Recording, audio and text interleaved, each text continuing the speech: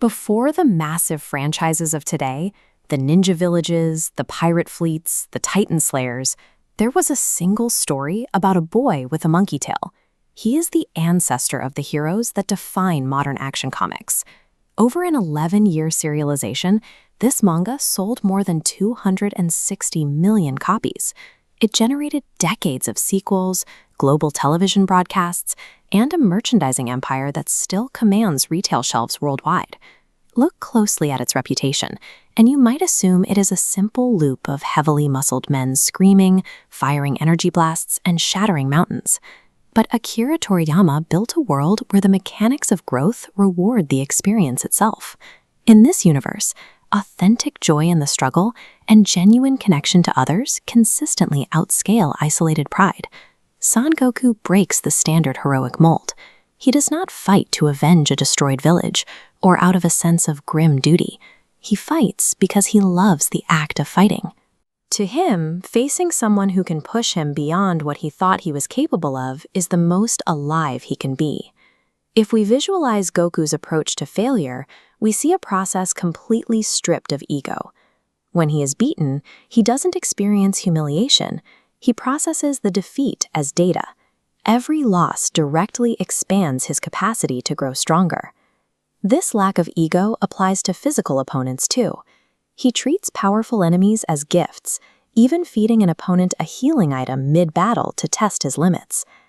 Naturally, every other character in the story finds this behavior completely insane. Yet this total absence of malice creates a result no amount of force could achieve. Opponents who survive a fight with Goku leave feeling respected rather than destroyed.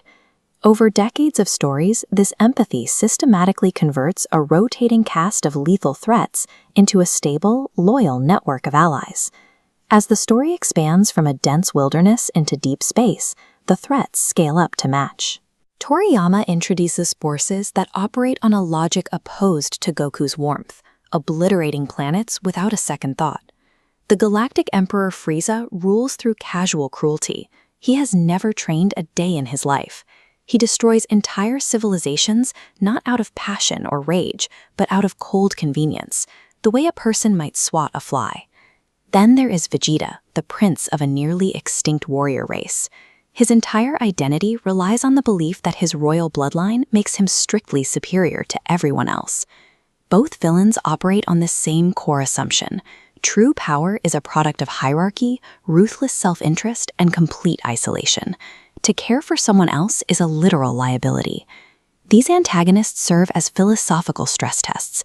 They exist to test whether an ideology built on joy and mercy can survive contact with a cold, uncaring universe. That test reaches its climax on an exploding alien planet.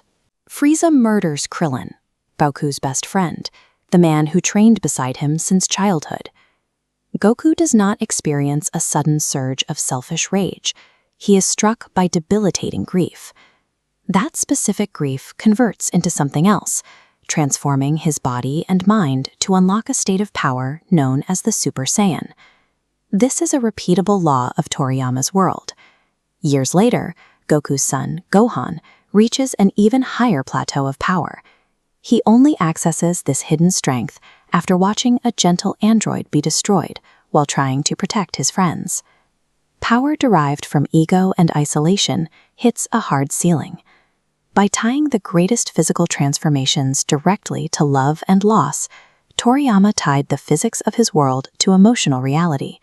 Connection is the mechanical fuel required to unlock limitless growth. No character illustrates this better than Vegeta.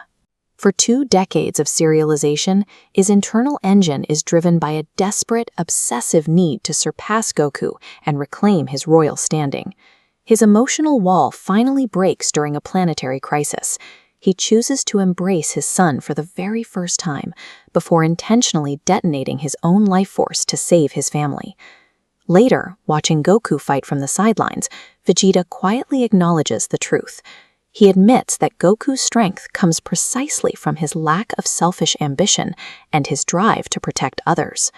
The philosophical climax of the series arrives when this deeply arrogant man actively surrenders his royal pride to adopt his rival's ideology of connection. The final threat the characters face is Majin Buu in his purest form. He has no empire to run, no dialogue, and no ambition. He is simply an entity of total, irrational destruction. Faced with pure entropy, the lone hero cannot win. Goku's individual strength is entirely depleted. The standard convention of the solitary savior fails. We concede the solution in the literal mechanics of his final attack, the Spirit Bomb. Goku must stand completely vulnerable while the scattered energy of every single living person is gathered and combined into one massive sphere. Long before the concept became a well-worn industry trope, Toriyama codified community as a physical weapon against absolute nihilism. Akira Toriyama passed away in March of 2024. When he started this manga in 1984, he didn't set out with grandiose plans. He just wanted to draw a fun, lighthearted adventure. The creators of the world's most popular manga cite his work as their foundation. He created a world where the most potent fuel for strength isn't anger or ambition, but the drive to protect the people beside you. He taught generations that while power begins with a love for the fight, it only